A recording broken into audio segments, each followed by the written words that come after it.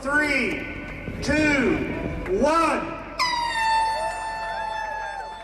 So I just have a passion for running. Ever since I ran my first race, I just loved it. It was just the schedule, the structure. There's nothing that compares to race day. The environment, the people, the energy. Although training for a half marathon takes a lot of dedication, Bailey, Dylan, and Bridget have made it an annual tradition. When it comes down to training, it's honestly, for me, a matter of just making sure I get my runs in. So if I could choose, I would love to train with someone.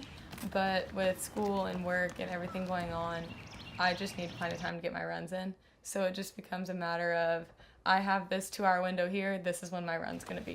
See, as long as I'm not on a treadmill, I'm good running by myself.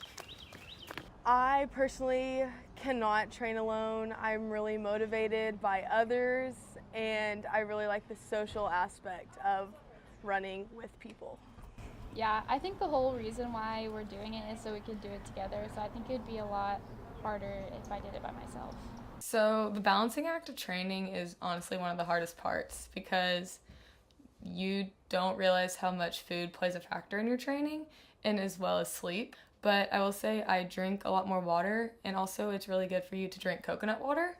No coconut water. I drink Celsius. Every runner has different preferences whenever it comes to eating habits and preparation.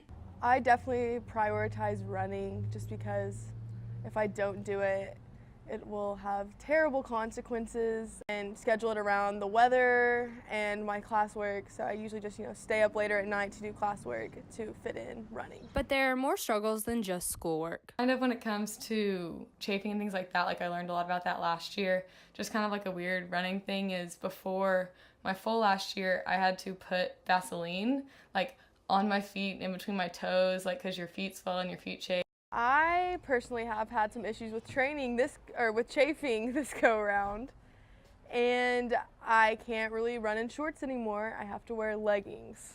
Yeah, I'd have to say the same thing. I also have chafing deodorant to put in between my legs, but it really doesn't do as well as if I just ran in leggings. So shorts are out, leggings are in every single time because it's miserable. When it comes to shoes, I actually just switched shoes for this half marathon.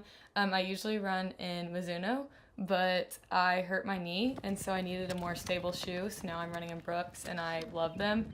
I'd say the biggest takeaway from training is not the fun part of running.